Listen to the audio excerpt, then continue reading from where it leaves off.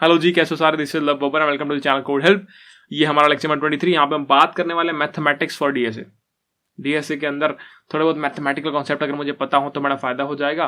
जो time limit exceed नामक मेरा एरर कभी फेस करने वाला हूँ, अगर मुझे ये कॉन्सेप्ट पहले से पता होंगे, मुझे सी ओ वेराटोसिनस के बारे में पता होगा, तो यार भाई मैं तो टीएलई से बच जाऊंगा। ऑप्टिमाइज कोड लिखूंगा और सारे टेस्ट केस पास करा लूंगा। ठीक है, तो ये हमारी फेज 1 की लास्ट वीडियो है। इसके बाद हम फेज 2 में एंटर कर जाएंगे, जहां पे पॉइंटर, डायनामिक एलोकेशन और रिकर्जन के साथ चीजें शुरू कर देंगे। ठीक है, वो सब बात की बातें, पर अभी फोकस मेन है मैथमेटिक्स के ऊपर।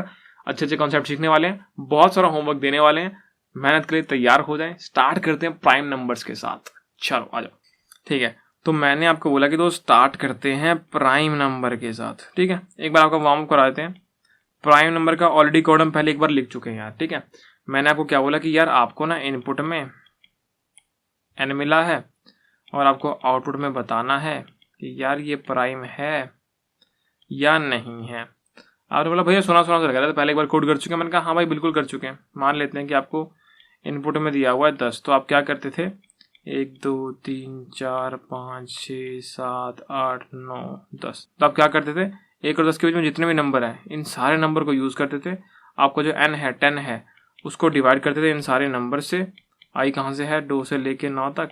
अगर कहीं पे इजिकल टू 0 आ जाए तो भैया नॉट प्राइम है। अगर इसका उल्टा केस है, यानी किसी में भी 0 के इक्वल नहीं आया, तो भैया प्राइम नंबर है। इस प्रकार की चीज हमने सीखी थी। अगर आपको कोड करके दिखाना हो तो मैं आपको वीकमेंट करके दिखा देता हूँ, आपको याद आ जाएगा हाँ भाई ऐसा कुछ किया था यार। तो मैंने क्या बोलता कि 4 int i is equal to 2, i less than n, i plus plus. हमने क्या बोला कि यार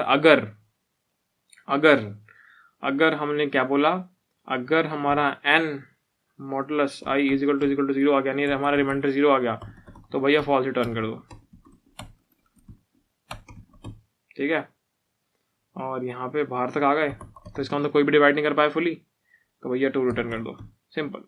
ये हमारा हमने कोड लिखा था, आपको याद होगा फ्लो चार्ट भी हमने इसका बनाया हुआ था। इसको वो रन करके देख लेते हैं। हमने चेक किया कि यार 5 चेक करियो, इसने बोला 5 इज अ प्राइम नंबर। हमने बोला 15 चेक करियो, मतलब 15 नॉट अ प्राइम नंबर। हमने बोला 1 चेक करियो दोस्त, 1 प्राइम नंबर बता रहा है। तो यहाँ पे एक बेस केस हमें डालना पड़ेगा। बेस केस का डालेगा कि यार सिंपल चीज है कि यार if n less than equal to 1 return false. डल गया बेस केस। यार अगर 1 या उससे छोटा है तो भी प्राइम नंबर नहीं होगा वो। हमने बोला 1, उसने बोला नॉट अ प्राइम नंबर। हमने बोला 0, उसने बोला नॉट अ प्राइम नंबर। मैंने बोला क्लियर कर दो। हमने बोला 2, उसने बोला प्राइम नंबर। हमने बोला 3, उसने बोला प्राइम नंबर। हमने बोला 5, उसने बोला प्राइम नंबर। हमने बोला 99999, उसने बोला नॉट अ प्राइम नंबर। ठीक है, सही चल रहा है। हमें समझ में आ गया कि हम क्या करते हैं कि अगर कोई भी n मुझे दिया हुआ है, मेरे को कोई भी n अगर दिया हुआ है, तो मैं क्या करता हूँ यार, मैं बस क्या करता हूँ 2 से लेके n-1 तक जितने भी नंबर हैं, इंक्लूडिंग उन सबको मैं क्या करता हूँ, 10 को ना उन सबसे डिवाइड करवाता हूँ। 10 को उन सबसे डिवाइड कराता हूँ और चेक करता हूँ यार कि क्या मेरा रिमाइंडर जो 0 के इक्वल आ रहा है। अगर भैया आ गया तो नॉट प्राइम, यहाँ पे 10 नहीं आएगा, यहाँ पे n आएगा, जो भी नंबर आपका इनपुट है। अगर नहीं आया किसी में भी तो भैया प्राइम। ये लॉजिक हमने यहाँ पे लिख दिया। ठीक है, अब भैया इसकी कॉम्प्लेक्सिटी क्या है, ध्यान से देखो। हम एक लूप चला रहे हैं 2 से लेके लेस देन n तक, तो इसकी कॉम्प्लेक्सिटी क्या आ गई? हम ध्यान से देखो क्या कितनी बार लूप चल रहा है, कितनी बार लूप के अंदर एंटर करने वाले हैं, तो नियरली आप n-2 बार एंटर करने वाले हैं। ठीक है ना? तो हम नियरली n-2 बार एंटर करने वाले हैं। O of n-2 of n ही होता है, तो बिग ऑफ n आपकी कॉम्प्लेक्सिटी आ गई। ठीक है, तो अगर आप किसी नंबर को चेक करना चाह रहे हैं कि प्राइम नंबर है या नहीं है, तो आपकी कॉम्प्लेक्सिटी बिग ऑफ n होगी। n का मतलब वही नंबर है जिसको हम चेक करना चाह रहे हैं। इस अप्रोच के हिसाब से क्या मैं अपनी अप्रोच को सुधार सकता हूँ, क्या मैं इसको ऑप्टिमाइज कर सकता हूँ? ठीक है, ये पता चलेगा, अभी दिमाग लगाएंगे। एक बार क्वेश्चन करके देखते हैं पहले कोई। This video sponsored by Crio, the world's leading project driven platform. अगर हम टारगेट कर रहे हैं कि यार एक अच्छी जॉब हमें चाहिए, प्रॉब्लम सॉल्विंग स्किल्स और डीएसए पर काम तो हम इस सीरीज में कर ही रहे हैं, साथ ही साथ अगर हमें डेवलपमेंट में तगड़ा होना है तो Crio is the place for you. Crio में आपको डिफरेंट प्रोग्राम्स मिल जाएंगे, जैसे कि full stack program, back end development program. और प्रोग्राम का ग्रेड इस लेवल का है कि आप जो प्रोजेक्ट डेवलप करने वाले हैं उनके अंदर वो इंटर्नशिप लेवल के प्रोजेक्ट्स हैं। ठीक है, यहाँ पर चीजें प्रैक्टिकली आप करने वाले हो।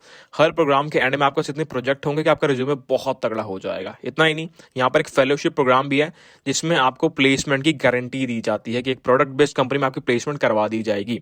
जितने प्रोग्राम है सारे 1 वीक फ्री ट्रायल के साथ आते हैं और अश्योर्ड स्कॉलरशिप भी मिलेंगी। तो एक लिंक आपको यहाँ पे पे शो हो रहा होगा डिस्क्रिप्शन के अंदर, वहां पर जाकर आप मैक्सिमम डिस्काउंट जो अवेलेबल है वो अवेल कर सकते हैं। एक कूपन कोड यहाँ पे आपको दिख रहा होगा, इसको यूज करके आप मैक्सिमम डिस्काउंट फिर से ले सकते हैं और ये हर प्रोग्राम पे अप्लाई करता है। धन्यवाद। हमारे सामने एक ही क्वेश्चन पड़ा हुआ है। ये क्वेश्चन क्या कहता है? कहता है कि आपको एक इंटीजर हमने दिया हुआ है, आपको क्या करना है, बताना है number of prime number that are strictly less than n। अच्छा, मतलब हमें काउंट बताना है कि और कितने ऐसे प्राइम नंबर एग्जिस्ट करते हैं जो कि इस नंबर से छोटे हैं। समझ आई बात हमको? कि हमें n दे दिया 15, तो हमें क्या चेक करना है कि यार 1 से 15 के बीच में ना, और देख कोई कितने टोटल प्राइम नंबर एग्जिस्ट करते हैं, जितने भी हैं वो काउंट रिटर्न कर दे। ठीक है, तो ये चीज़ हमें समझ में आती है। तो हम कोड लिखना शुरू करते हैं। हम क्या बोलते हैं, यार कुछ भी नहीं है, बस तू ना चेक कर कि कितने प्राइम नंबर एग्जिस्ट करते हैं। हमें क्या पता है पहला नंबर तो 2 से एग्जिस्ट करने वाला है। हमने बोला कि 2 से स्टार्ट कर दे लूप, 2 से लूप स्टार्ट कर दिया लेस देन n के लिए i प्लस प्लस, यहाँ पे काउंट ले लिया int cnt is equal to 0। बहुत बढ़िया। अब क्या करेगा, अब बस ये चेक करता था इफ इज प्राइम, इसमें तुरंत डाल दिया i, अगर ऐसा है तो cnt को प्लस प्लस कर दे और सिंपल बाहर जब आएगा तो इसको आंसर रिटर्न कर दे। सिंपल, इसने कर दिया। एक फंक्शन में लिखना पड़ेगा इस प्राइम वाला, जो कि बताएगा हमें कि यार पर्टिकुलर नंबर जो है वो प्राइम है या नहीं है, वो लिख लेते हैं। हमें पता है यार कि अगर मैं यहाँ पे देखने जाऊं तो मुझे दिख तो रहेगी। देखते हैं एक बार, देखते हैं, टीएलई मारना चाहिए, देखते हैं एक बार। हमने क्या बोला, इस प्राइम कैसे चेक करते हैं। अभी हमने जस्ट अभी कोड लिखा थोड़ी देर पहले, ये लिखा हुआ, कॉपी कर लेते हैं, चिपका दिया।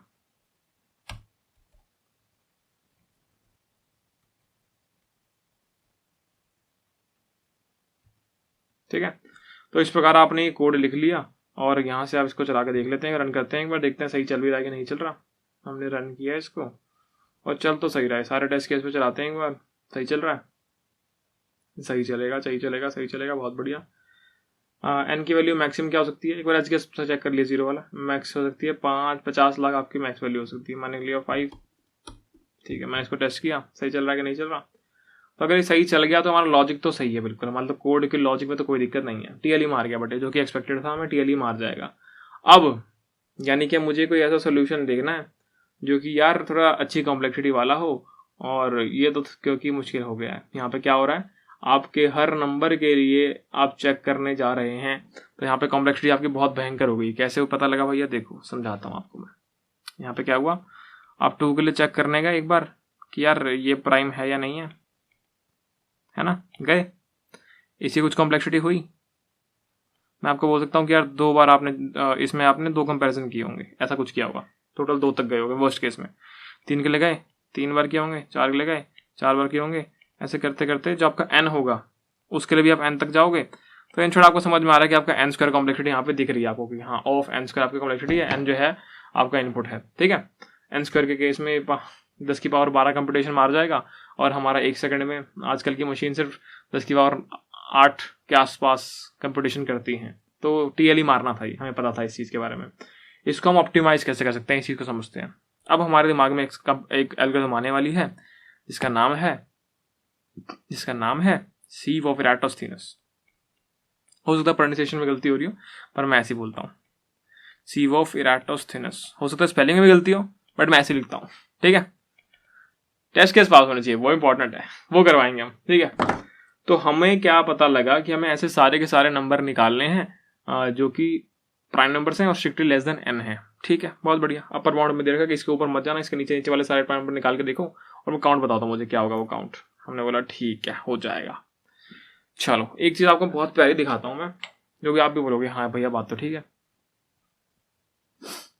हमें क्या पता है, प्राइम नंबर जो है ना यार, वो सिर्फ अपने ही टेबल में आना चाहिए, किसी और के टेबल में नहीं आना चाहिए। कोई भी ऐसा नंबर ना हो जो उसको डिवाइड करके रिमाइंडर ले आए, ऐसा कोई नंबर एग्जिस्ट नहीं करना चाहिए। चलो अब अगर मैंने बोला कि मुझे एक बार ना 40 n दिया है, n इक्वल टू 40 दिखा है, और मुझे बताना है 40 के अंदर कितने प्राइम नंबर एग्जिस्ट करते हैं। हमने बोला भैया ठीक है, हम गिनती लिखते हैं एक बार आपको समझाने के लिए और अच्छे से। हमने बोला 1 2 3 4 5 6 7 8।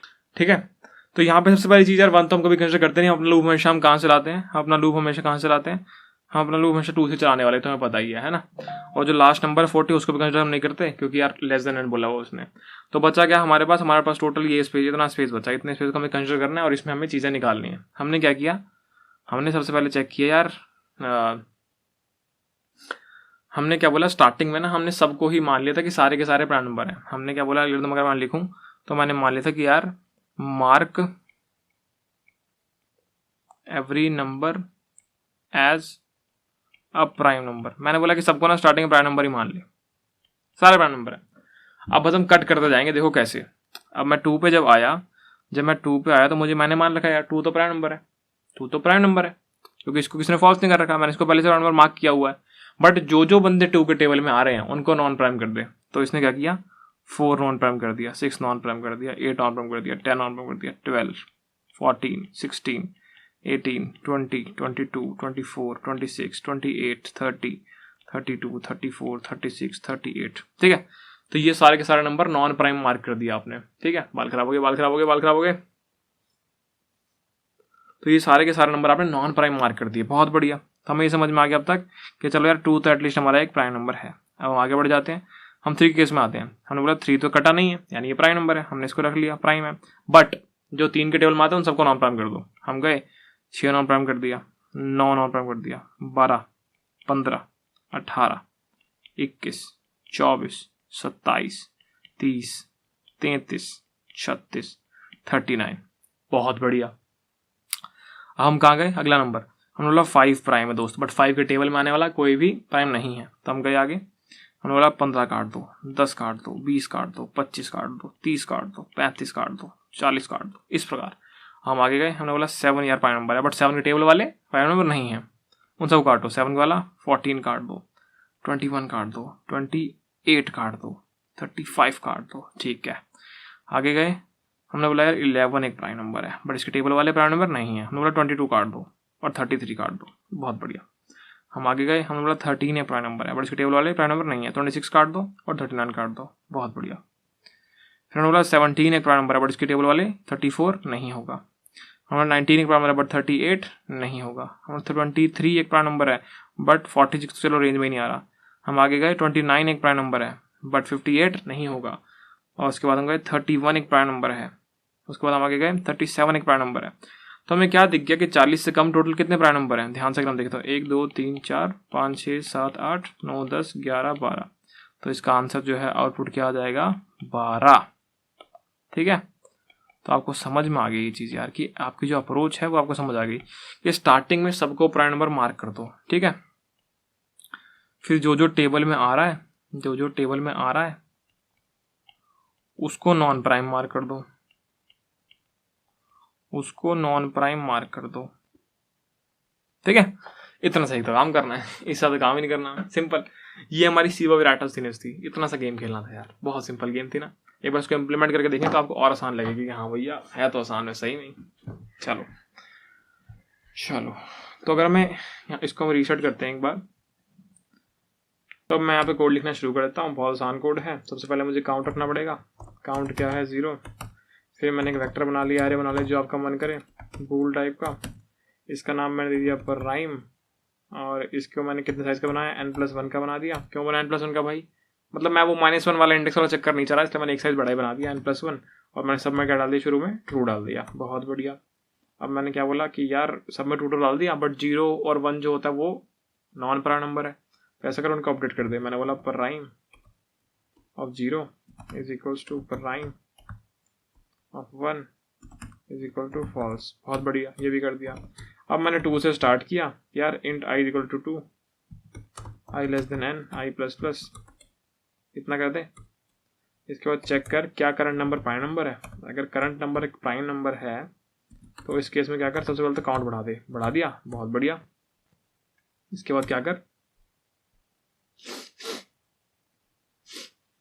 अब इसके बाद क्या कर, बस ये चेक, बस ना उनके जो टेबल में आ रहे हैं उन सबको ना मार्क कर दे, कैंसिल आउट कर दे, मतलब नॉन प्राइम मार्क कर दे। 2 star i j less than n is equal to j plus i, और ये क्या हो जाएगा, इनको नॉन प्राइम मार्क कर दे। Prime of j is equal to 0, और सिंपल अपना आंसर रिटर्न कर दे यहाँ। बढ़िया। मैंने बोला एक बार चला के देख दोस्त, मैंने बोला एक बार दोस्त चला के देख।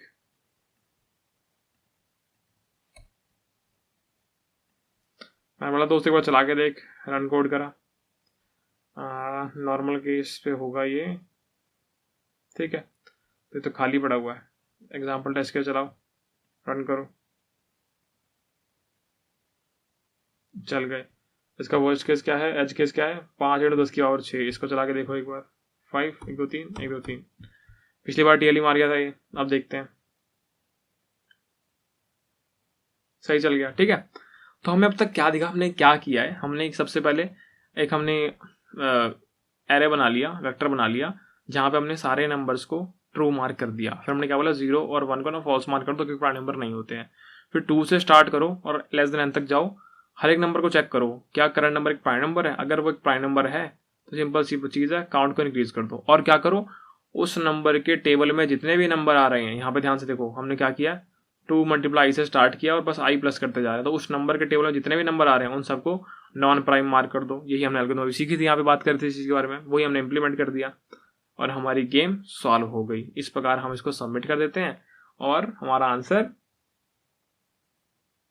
आ गया, ठीक है। तो इस प्रकार हमने इसको सॉल्व कर लिया। इसको बोलते हैं सी पावर एटोस्थीनस। इसकी हवा बहुत होती है मार्केट में, ठीक है।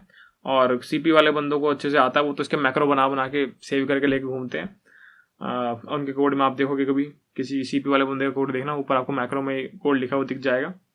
तो ये एक चीज़ है जिससे मुझे बहुत डर लगता था एक टाइम पे यार, कि हो सी पावर एटोस्थीनस भाई क्या चीज़ है, समझ नहीं आ रही।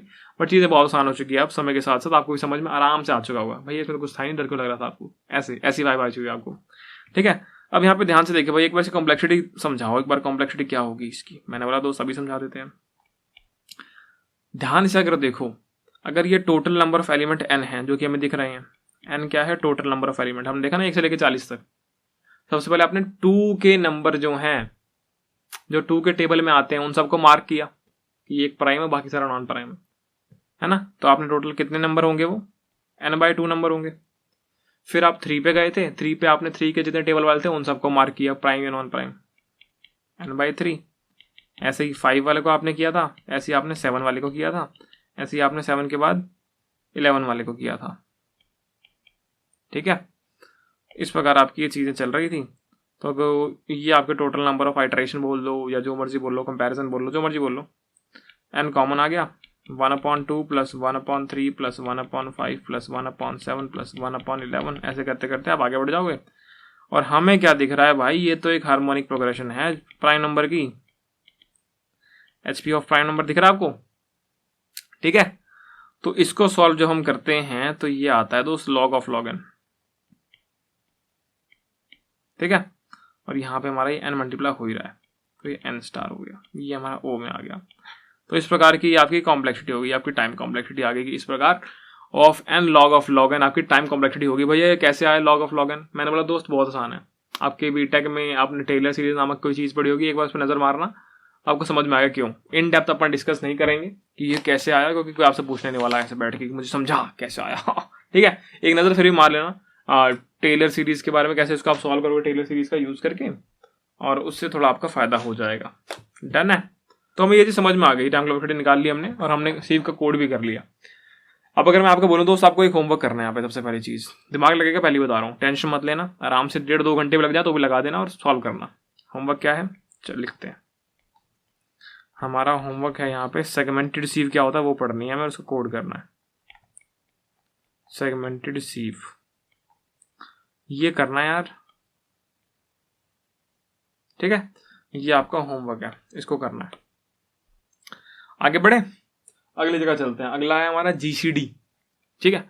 GCD क्या होता है भैया? मैंने बोला दोस्त पढ़ रखा है आपने बचपन में GCD ग्रेटेस्ट कॉमन डिवाइजर, आपने बोला ये नहीं पढ़ रखा, झूठ मत बोलो। मैंने बोला HCF पढ़ा, आपने बोला हाईएस्ट कॉमन फैक्टर, वही होता है ये तो HCF क्या होता था? अगर मेरे पास कोई 2 नंबर हैं A एंड B, तो हाईएस्ट कॉमन फैक्टर या फिर GCD क्या होता है कि कोई ऐसा मैक्सिमम नंबर जो कि इन दोनों को परफेक्टली डिवाइड कर देता हो, इन दोनों का फैक्टर हो, समझ गए? इन दोनों का ऐसा मैक्सिमम फैक्टर जो इन दोनों को डिवाइड करके जीरो रिमाइंडर ले आए, समझे?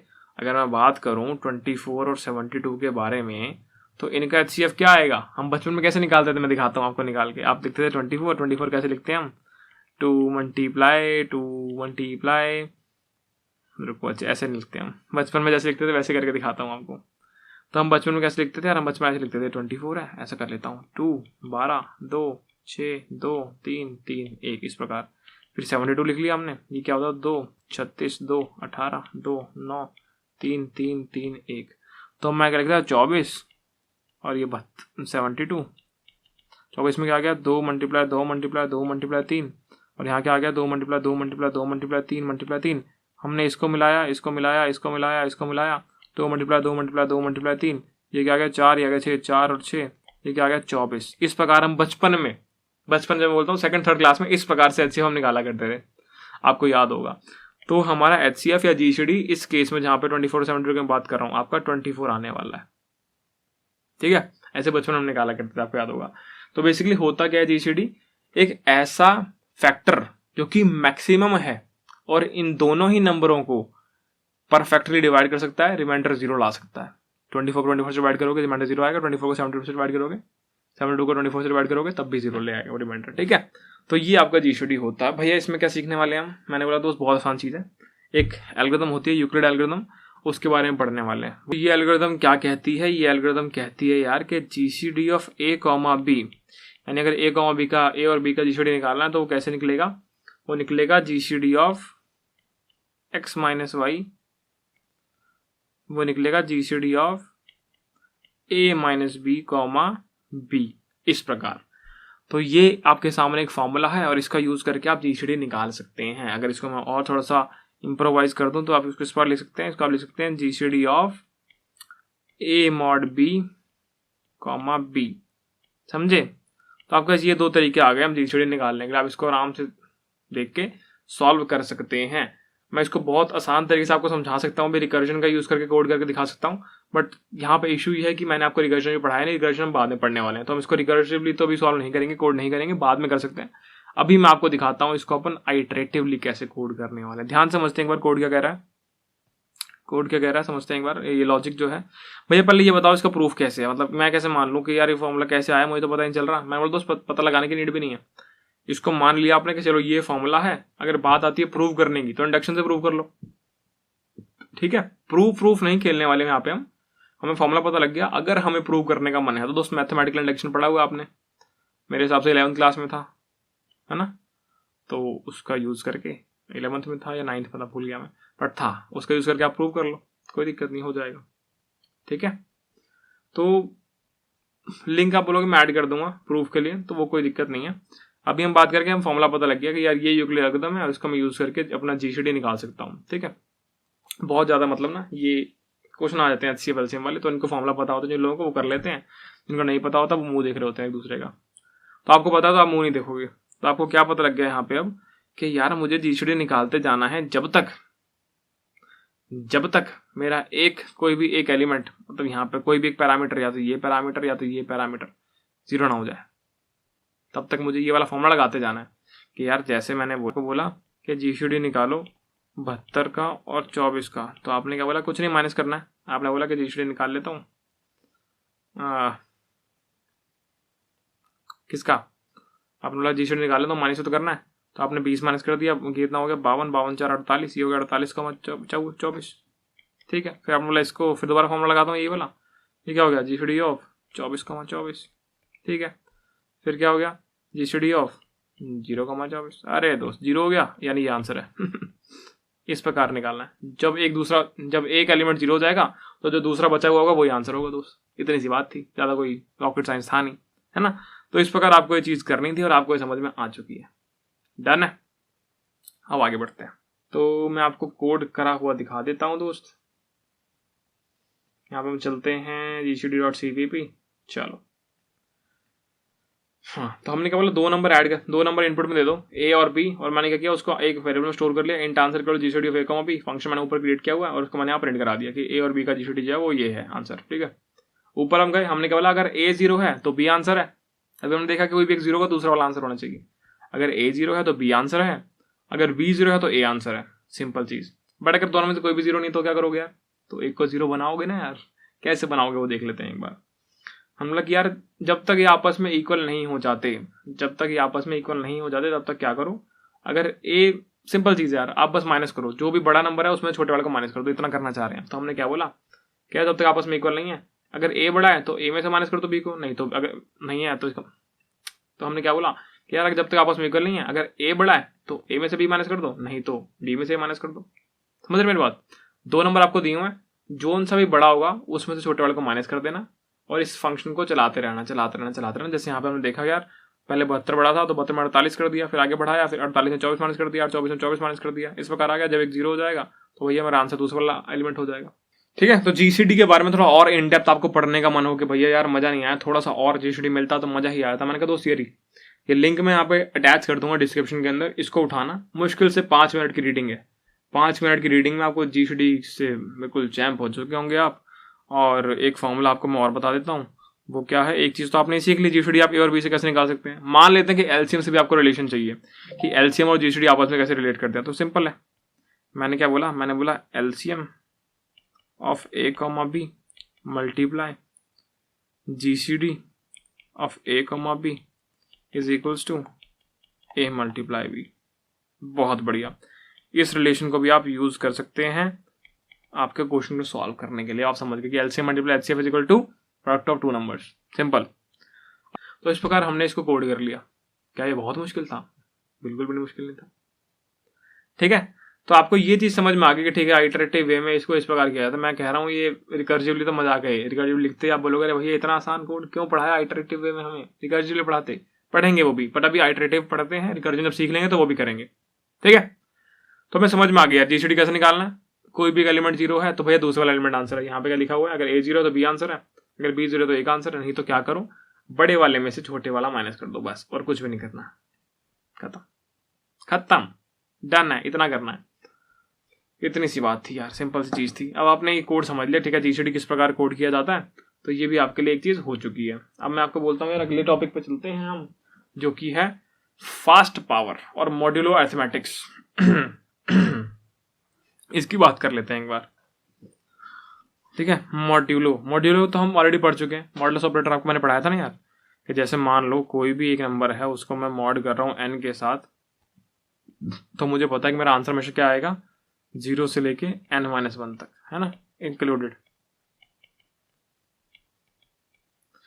ठीक है, तो ये चीज मैं ऑलरेडी पहले देख चुके हैं एक बार। मॉडुलस ऑपरेटर के बारे में पूरा अच्छे से ज्ञान है, तो ऐसा कुछ नया उसमें है नहीं जो हमें पता लगाना हो।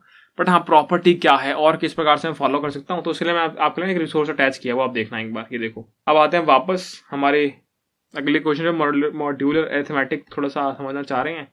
एक कोड फोर्सेस का आर्टिकल है बड़ा प्यारा सा, ये आर्टिकल मैं आपको दिखा देता हूँ। ये देखिए, इस आर्टिकल को भी एक बार आपको खुद पढ़ना है, बिगिनर्स के लिए, ज़्यादा कुछ मुश्किल नहीं होगा। अंदर बहुत सारी चीज़ें मिलेगी यार, फर्मेट थ्योरम लिखा है, लूकास लिखा है, चाइनीज इन्वेंटर लिखा है, उन पर ध्यान मत देना। छोटा मोटा जितना समझ में आए उतना पढ़ लेना, जितना ना समझ में आए छोड़ देना, कोई दिक्कत नहीं है। ठीक है, बाकी जो है हम अभी डिस्कस कर रहे हैं, कोई दिक्कत नहीं है। मैंने आपको क्या बोला कि आपको बेसिक फॉर्म प्रॉपर्टीज यहाँ पे एक बार देख लेते हैं। तो यहाँ पे कुछ आपको प्रॉपर्टीज दिख रही हैं, ये प्रॉपर्टीज क्या कहती हैं वो समझ लेते हैं। आपने कुछ क्वेश्चंस के अंदर देखा होगा यार, कॉम्पिटिटिव कुछ क्वेश्चंस होते हैं, वहाँ पे क्या लिखा होता है कि यार आपका जो भी आंसर है ना उसको प्रिंट कर दो, आंसर मॉडुलो 10 की पावर 9 + 7, इस प्रकार का होता है ना। कि आपको बोला होता है क्वेश्चन के अंदर कि यार प्रिंट आपका answer modulo 10 to the power 9 + 7, इस प्रकार। ऐसा क्यों देते हैं? ऐसा क्यों देते हैं? मान लेते हैं कि मुझे एक फैक्टोरियल निकालना है और मैंने लॉन्ग का यूज नहीं किया, मैं बस इंट का यूज करता फिर रहा हूँ और मुझे निकालना है, मैं मान लो मुझे 20 का फैक्टोरियल निकालना है, मैं निकाल ही नहीं पाऊंगा, ओवरफ्लो कर जाएगा, है ना। तो ओवरफ्लो कर जाएगा, तो उस केस में मुझे क्या बोला होता है कि यार तेरा ओवरफ्लो बचाने के लिए ना तो इस मॉड का यूज कर ले, तेरा जो भी 20 का फैक्टोरियल आ रहा है तो मुझे आंसर दे 20 फैक्टोरियल मॉडुलो 10 की पावर 9 + 7। तो वो जो आपको मॉड दे रहा है ना, ये बड़े से प्राइम नंबर वाला, ह्यूज प्राइम नंबर वाला, तो आपको इसे दे रहे हैं ताकि आप उसको मॉड करें तो आपका आंसर एक रेंज में आ जाए और ओवरफ्लो से आप बच जाए। जाना है, समझ में आ रही है चीज हमें। तो अब हम यहाँ पे समझते हैं एक बार कि क्या क्या प्रॉपर्टीज हमें यहाँ पे दी हुई है। इन्होंने बोला हमें कि यार a + b mod m किसके इक्वल होगा, a mod m + b mod m। समझ में आई ये बात हमें? ठीक है, तो आप ऐसे लिख सकते हैं। यहाँ पे लिखा हुआ इन्होंने कि a mod m - b mod m को हम कैसे लिख सकते हैं, a - b mod m। Done है। अगर आप मतलब ऐसे खतरनाक से लिखने बैठ जाए कि a mod m, इसके ऊपर एक और mod m, उसके ऊपर एक और mod, कोई फर्क नहीं पड़ता, सेम ही आंसर आएगा। एक ही बार लिख लेना, हीरो मत बनना ज़्यादा। अगला क्या दिखा हुआ है यार, अगला क्वेश्चन क्या दिया हुआ है कि a मॉड m मल्टीप्लाई किया हुआ है b मॉड m से, ये किसके इक्वल दिया हुआ है? अरे सिंपल यार, a multiply b mod m से सेम चीज आएगी। इस प्रकार ये कुछ आपको प्रॉपर्टीज फॉर्मुलाज दिए हुए हैं, इनका आप यूज कर सकते हैं। भैया कैसे यूज करूं? मैंने बोला मैं तो एक बड़ी प्यारी एल्गोरिथम सिखाने वाला हूं यार, फास्ट एक्सपोनेंशिएशन वाली, और उसके बाद तो चैंप हो चुका कोई लड़के, उसमें लगाएंगे इस चीज को हम, ठीक है? लगा के देखेंगे एक बार कैसा काम करेगी। इस आर्टिकल को पढ़ना एक बार, थोड़ा बहुत समझने की कोशिश करना, जितना समझ में आए अच्छा है, पढ़ना जरूर है पर छोड़ना नहीं है। अब मैंने क्या बोला? मैंने बोला एक चीज हम पढ़ेंगे अभी, उसका नाम है फास्ट एक्सपोनेंशिएशन। फास्ट एक्सपोनेंशिएशन, ठीक है भैया? क्या है ये? देखो, हमने एक पावर का फंक्शन लिखा था आज से कुछ टाइम पहले, नियरली 10 लेक्चर पहले। तो उसमें हमने क्या किया था, जैसे हमें a की पावर b निकालनी थी, ठीक है? अगर हमें a की पावर b निकालनी थी तो हम क्या कर रहे थे? हमने भैया रिजल्ट बनाया था एक, जिसको शुरू में 1 दिया हुआ था, और हम क्या कर रहे थे? हमने एक लूप चलाया था, कितनी बार? b बार, और वो लूप के अंदर हम क्या कर रहे थे? Result is equal to result multiply a, इस प्रकार का। इसकी कॉम्प्लेक्सिटी क्या होगी? b ऑफ b, इस प्रकार, ये आपकी टाइम कॉम्प्लेक्सिटी होगी। ये हमने किया था दोस्त, ठीक है? क्या मैं इसको कम टाइम कॉम्प्लेक्सिटी में कर सकता हूँ? मैंने बोला हाँ, तभी तो हम फास्ट कह रहा हूँ इस चीज को जो हम करने वाले हैं, ठीक है? तो इस चीज को एक बार समझने की कोशिश करते हैं और आगे लेके चलते हैं। अच्छे अभी समझ में अच्छे से आ जाएगा। तो लॉजिक समझते हैं एक बार। मुझे क्या करना है? मुझे a to the power b कुछ है वो निकालना है, ठीक है? मैंने बोला कि मुझे 2 की पावर 10 निकालना है, या मुझे 2 की पावर 11 निकालना है, ऐसा कुछ। मैंने बोला तो एक बहुत आसान है यार, बहुत ज़्यादा आसान है। तो मान लेते हैं मेरे पास a to the power b है पड़ा हुआ है, इसको मैं 2 तरीके से दिखा सकता हूँ। पहला क्या कि a की पावर b बाय 2 का square, if b is even. और मैंने दूसरा क्या बोला?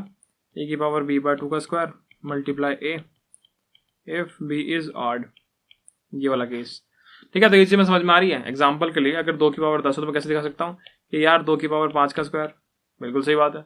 या फिर 2 की पावर 11 है तो मैं कैसे दिखा सकता हूँ? 2 की पावर 5 का स्क्वायर मल्टीप्लाई 2, समझे? ये क्या हो जाएगा? 2 की पावर 10 मल्टीप्लाई 2, 2 की पावर 10 प्लस 1, 2 की पावर 11, इसलिए। तो क्या ये चीज हम समझ पा रहे हैं? अगर इवन है दोस्त तो इवन केस में सिंपल सा स्क्वायर मारना है, अगर ऑड है तो स्क्वायर मार के एक और बार मल्टीप्लाई करना है। समझ में आ रहा है? स्क्वायर मार के एक बार मल्टीप्लाई करना है। समझ में आई ये चीज हमें? तो इसको कोड करना है दोस्त। मैं कह रहा हूँ दोबारा से, रिकर्जन में करना होता तो ऐसे मक्खन समझाए थे, पर रिकर्जन में पढ़ाया नहीं आपको, आगे जाके पढ़ाएंगे।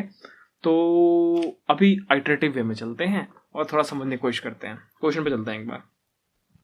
क्वेश्चन क्या कहता है? क्वेश्चन कहता है कि यार आपको 3 चीजें दी हैं, x, n और m।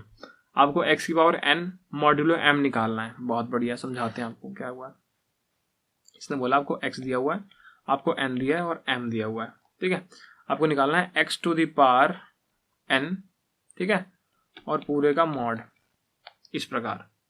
तो ये चीज आपको निकालनी है और डन, ये चीज आपको देनी है बस करके, कुछ भी नहीं, सिंपल है। तो आपको यहाँ पे क्या समझ आ रहा है यार कि अगर मैं नॉर्मल वे में जाऊंगा पावर निकालने तो वहां मेरा o ऑफ n लग जाएगा, जो भी आपकी पावर है, ठीक है? और जो हमारा फास्ट एक्सपोनेंशिएशन वाला वे है, जो हमने रिसेंटली भी यहाँ पे देखा, ये ऑड इवन वाला केस है।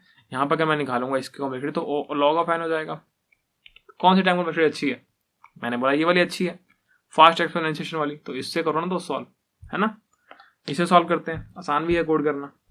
तो हमने क्या बोला कि भैया बहुत आसान है, सॉल्व कर दो फटाफट जल्दी से। हमने क्या बोला? हमने बोला कि and result is equals to 1। सबसे पहले रिजल्ट बना लिया, 1 से स्टार्ट कर लिया, ठीक है? अब हमने क्या बोला कि यार while n is greater than 0, जब तक n ग्रेटर देन 0 तब तक लूप चला लो दोस्त, तब तक लूप चला ले। मैंने क्या बोला? y if n and 1, if n and 1 क्या मतलब है इस बात का? इसका मतलब है कि ऑड है।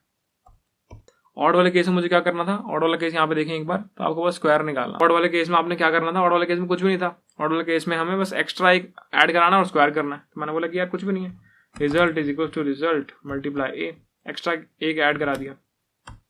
हम बाहर आए, बाहर आने के बाद तो मुझे पता है मुझे क्या करना है, मुझे पता है कि मुझे स्क्वायर करना है। ए इज इक्वल टू ए का स्क्वायर, बढ़िया। ए इज इक्वल टू ए का स्क्वायर हो गया, और क्या करना है? बी को वाई डिवाइड बाई 2 करना है। तो B is equal to B, ये आपने डिवाइड बाई 2 कर दिया। भाई डिवाइड बाई 2 की जगह आपने बिट से क्यों किया? भाई वो डिवाइड वाले ऑपरेशन, स्मॉल वाले ऑपरेशन एक्सपेंसिव होते हैं। आप जब बिट्स के साथ खेलते हैं वो कम एक्सपेंसिव होते हैं, वो ऑप्टिमल चीज होती है। तो बिट्स के साथ खेलो, डिवाइड बाय 2 से अच्छा है कि अपन राइट शिफ्ट मार दे 1 से। याद है राइट शिफ्ट से क्या होता है, राइट शिफ्ट से आप राइट शिफ्ट अगर 1 से करोगे तो डिवाइड बाय 2 होता है, याद होना चाहिए। इतना आपने कर लिया और इतना करने के बाद आपने बाहर आए और आपने बाहर आके बोला कि यार रिटर्न कर दे रिजल्ट। क्या ये सही है? रन करते हैं एक बार रन करते हैं। ये कहीं फट गया, ये कह रहा है कि ए क्या है। अरे यार एक तो ए की बहुत दिक्कत है, दिमाग में ए और बी चलता रहता है। तो हमारा जो ए है वो है एक्स एक्स एक्स और जो बी है वो है एन। हमने रन कर दिया और क्या हुआ, सारे रॉन्ग आंसर आ गए। बहुत बढ़िया। हमने क्या करना, मॉड भी करना था, मॉड कर देते हैं फटाफट। हमने बोला कि यार इसमें ना ऐसा करो, इसको ऐसे लिखो, फिर इसको ऐसे लिखो और फिर इसको ऐसे लिखो,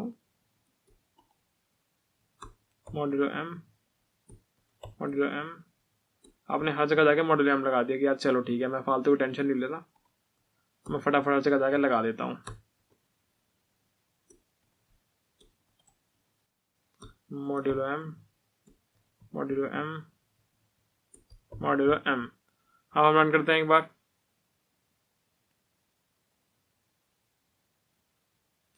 सबसे आगे एक गलती हो रही है, अभी भी एक गलती हो रही है। क्या गलती हो सकती है, सोचते हैं इस बात को एक बार।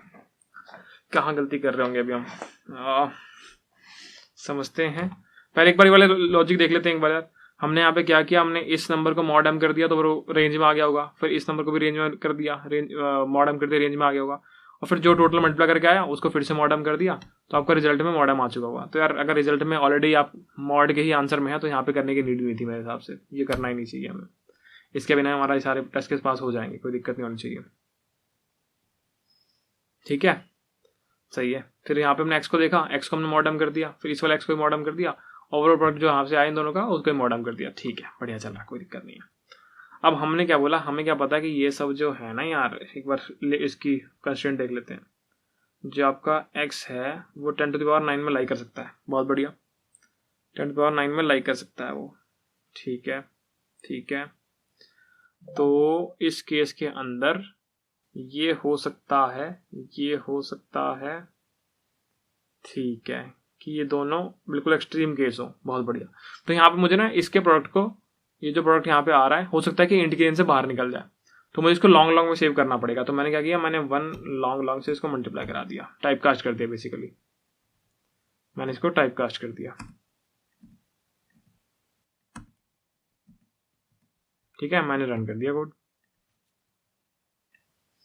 अब मैंने कोड रन कर दिया, सब पास हो गया, मैंने सबमिट कर दिया।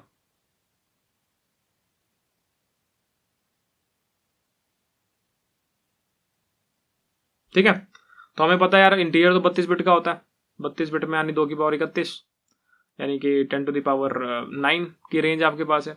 और यहाँ पे अगर दो नंबर मान लो 10⁹9 वाले मल्टीप्लाई हो गए, 10 की पावर क्या बना देंगे, वो 10 की पावर 18 बना देंगे। और हमारे पास लॉन्ग जो होगा वो तो भैया हैंडल कर लेगा इस चीज़ को, तो हमने लॉन्ग को से इसको टाइप कास्ट कर लिया और यहाँ पर लॉन्ग का यूज़ कर लिया, बहुत बढ़िया। ठीक है, तो दोबारा समझते हैं एक बार। कोड तो हमारा चली गया यार, सबमिशन देखो करेक्ट आंसर आ चुका है। एक बार लॉजिक दोबारा समझ लेते हैं कि लॉजिक क्या लगाया हमने सबसे पहले एक रिजल्ट बना लो, आंसर बना लो, जो वेरिएबल बना जहाँ पे आंसर स्टोर करने वाले हो। हमने चेक किया कि जब तक n ग्रेटर देन 0 तब तक चलाओ फाइल। अगर ऑड है, ऑड केस में क्या करते थे हम, बस रिजल्ट के साथ एक बार एक्स मल्टीप्लाई कराते थे, इतना लिख लिया, रिजल्ट मल्टीप्लाई एक्स, फिर मॉड हर जगह लगा दिया, क्योंकि भैया आपको पता है मॉड की प्रॉपर्टी हमने देख ली यार, है ना, यहाँ पे हम देख चुके हैं इस चीज़ को, तो हमने उस हिसाब से लगा लिया हर जगह। एक्सेसिव भी लगा दोगे तो भी कोई नुकसान नहीं होगा। ठीक है, और फिर यहाँ पे हमने इसको टाइप कास्ट कर दिया। हम नीचे गए, एक्स को हमने क्या किया था, 2 बार मल्टीप्लाई कर दिया, है ना, एक्स स्क्वायर निकालना था, फिर मॉडर्म लगा दिया, क्या फर्क पड़ता है, और 1l लगा दिया। बी को, या फिर जो पावर थी ए की पावर बी में जो बी थी, एक्सपोनेंट था, उसको हमने डिवाइड बाय 2 करना था, तो हमने डिवाइड बाय 2 कर दिया, राइट शिफ्ट करके 1 से, हमने आंसर रिटर्न कर दिया।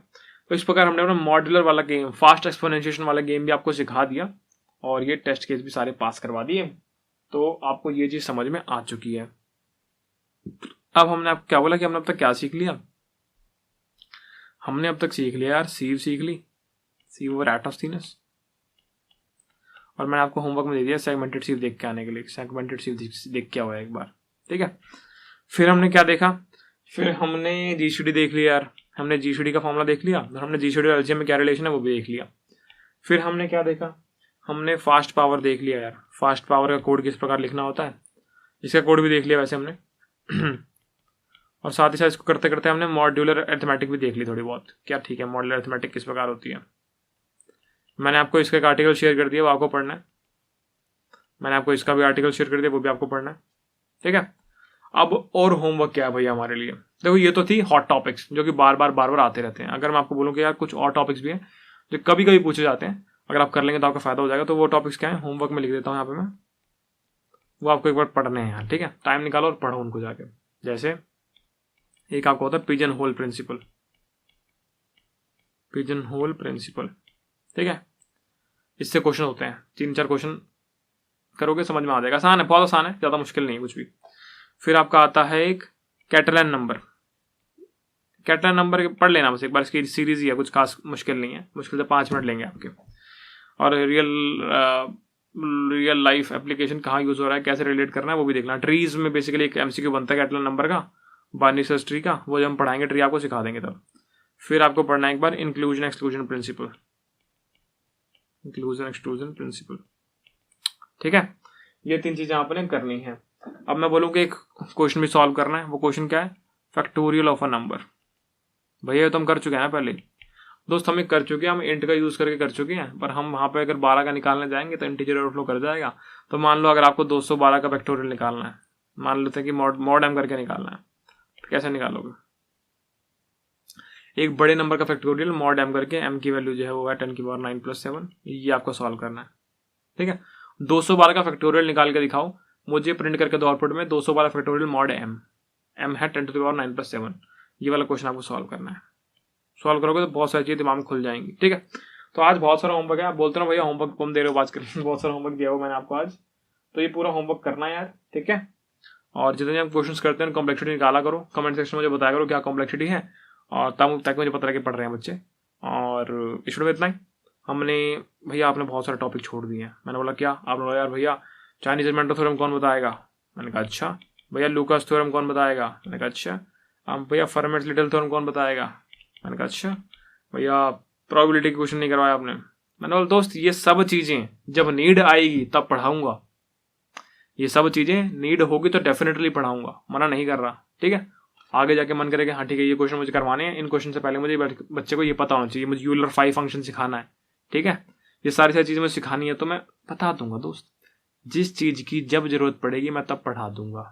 ज़बरदस्ती का दिखावे के लिए नहीं ये भी पढ़ा दिया वो भी पढ़ा दिया, नहीं नहीं नहीं, जो नीड है जिससे प्लेसमेंट निकलती है वो पढ़ाऊंगा दोस्त, उससे ज़्यादा एक शब्द नहीं पढ़ाऊंगा।